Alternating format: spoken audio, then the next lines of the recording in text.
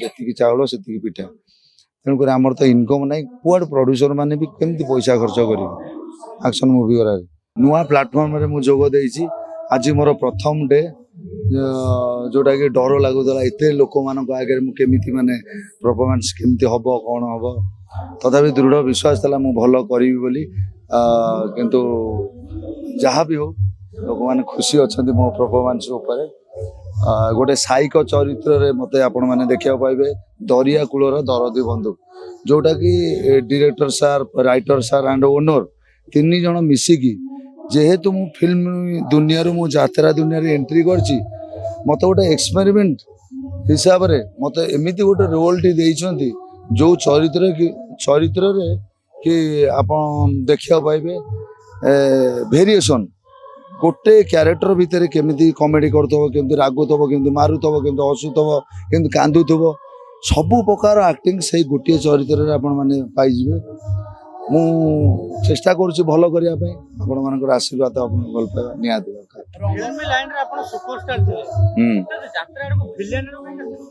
ଦେଖନ୍ତୁ, ମୁଁ ଏଠି ମଲ୍ଟି କ୍ୟାରେକ୍ଟରରେ ଆସିଛି। ମୋର ତିନୋଟି ବହି ଏଠି କରିବି।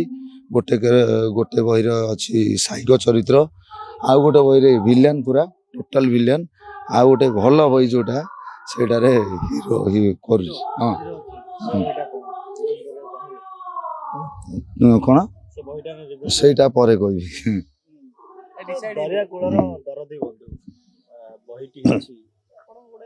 ବାପା ମାଙ୍କର ପ୍ରେମରେ ମାନେ ପାଇନାହାନ୍ତି, ନିଶାକୁ ଆଡପ୍ଟ କରିଦେଇଛନ୍ତି। ଦେଖନ୍ତୁ, ସେ ଚରିତ୍ରଟା ହେଲା କି ପିଲାବେଳୁ ଏ ସ୍ନେହ ପାଇନି ଛୁଆଟି, ପିଲାବେଳୁ ଡ୍ରଗ୍ ଆଡ଼ିକ୍ଟ ହେଇଯାଇଛି। ତାର ପିଇସି ମା ଗୋଟେ ରିଭେଞ୍ଜ ନେବ ବୋଲି ପିଲାଟିକୁ ଖରାପ କରିଦେଇଛି, ଯୋଉଟାକି ସ୍ନେହ ପାଇନି। ଆଉ କିଏ କୋଉଠି ସ୍ନେହ ଦେଖିଲା ମାନେ ଇଏ ପୁରା ରାଗିଯାଏ। ଆଉ ମର୍ଡର କରିକି ଯେତେ କଲବଲ କରିକି ମାରେ, ଇଏ ଭାବେ ମୁଁ ବାପା ମା ଉପରେ ପ୍ରତିଶୋଧ ନେଉଛି। ଏଇ ଟାଇପ ଚରିତ୍ର।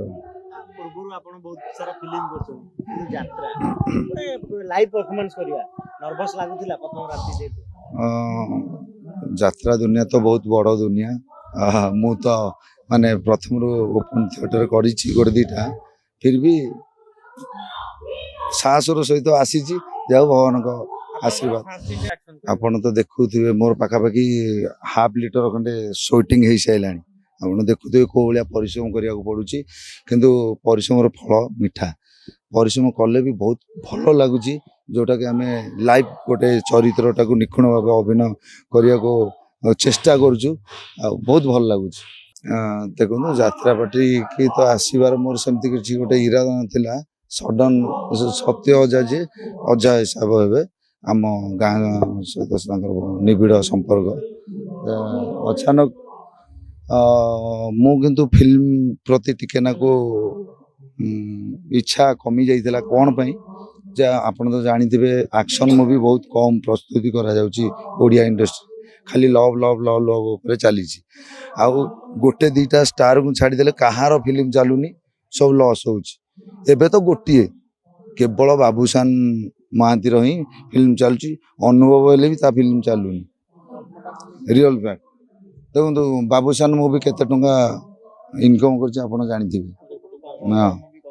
ଆଉ କିନ୍ତୁ 80 ଲକ୍ଷ, ଯେତେବେଳେ 70-80 ଲକ୍ଷ ପ୍ରମୋସନରେ ଖର୍ଚ୍ଚ କରିଥିଲେ, ସେଇଟା ହିସାବ କରନ୍ତୁ। ରିଅଲ ଫ୍ୟାକ୍ଟଟା ଦେଖନ୍ତୁ। ଖାଲି ଉପରେ ଉପରେ କହିଦେଲେ ହବନି, କିନ୍ତୁ କର୍ମ ବି ଭଲ ଫିଲ୍ମ, ନୋ ଡାଉଟ୍। ଦେଖନ୍ତୁ, ଫିଲ୍ମ ଲାଇନ୍ ଛାଡ଼ିନି। ମୋର ବି ଏବେ ସଲାମ ଭୁବନେଶ୍ୱର ପାର୍ଟ 2 ଭିତରେ ବି ମୁଁ ସୁଟ୍ କରିକି 10 ଦିନ ସୁଟିଂ ବାକି ଅଛି, ରିଲିଜ୍ ହେବ। କିନ୍ତୁ ଏଇ କେତେଟା ଜିନିଷ ନେଇକି, କିନ୍ତୁ ଆକ୍ସନ ମୁଭିରେ ଗୋଟେ ଆକ୍ସନ ପାଇଁ 8-10 ଲକ୍ଷ ଟଙ୍କା ଦରକାର। କିନ୍ତୁ ଓଡ଼ିଆରେ ତ ଦେଖୁଛନ୍ତି ଆମର ଯେତିକି ମାନେ ଯେଉଁ କୁହନ୍ତିନି ଗୋଟେ ଢଗ ଅଛି, ଯେତିକି ଚାଉଳ ସେତିକି ପିଠା। ତେଣୁକରି ଆମର ତ ଇନକମ୍ ନାହିଁ, କୁଆଡ଼େ ପ୍ରଡ୍ୟୁସର ମାନେ ବି କେମିତି ପଇସା ଖର୍ଚ୍ଚ କରିବେ ଆକ୍ସନ ମୁଭି ଗୁଡ଼ାରେ। ଏପଟେ ଆମର ମିନିମମ୍ 50-60 ଲକ୍ଷ କି କୋଟିଏ ଟଙ୍କା ଖର୍ଚ୍ଚ ହେଲା ବେଳକୁ, ସେପଟେ ସେଇ ଆକ୍ସନ ମୁଭି ତେଲୁଗୁ ହିନ୍ଦୀର 200-500 କୋଟିର ଏମିତି ପଡ଼ୁଛି। ଲୋକମାନେ ପ୍ରିଫର କାହାକୁ କରିବେ? ତେଣୁକରି ଆକ୍ସନ ମୁଭିର ଚାହିଦା କମି ଆସୁଛି। ତେଣୁକରି ମାଇଣ୍ଡ ସେଟଲ୍ କଲି, ନାହିଁ ହଁ 100%। ମୁଁ ତ ସେଇ ମାନେ ଯେତେବେଳେ ମୁଁ ଏଣ୍ଟ୍ରି କଲି, ରଙ୍ଗମହଲ ଓନର ଯିଏ ସତ୍ୟ ଅଜା, ତାଙ୍କ ସହିତ ସେୟା ହିଁ ନେଗୋସିଏଟ୍ କଥାବାର୍ତ୍ତା ହେଇଥିଲି। जदि आपंक आम भिडी भल लगा तेब आम चैनल को लाइक शेयर और सब्सक्राइब करने को जमा भी भूलु नहीं।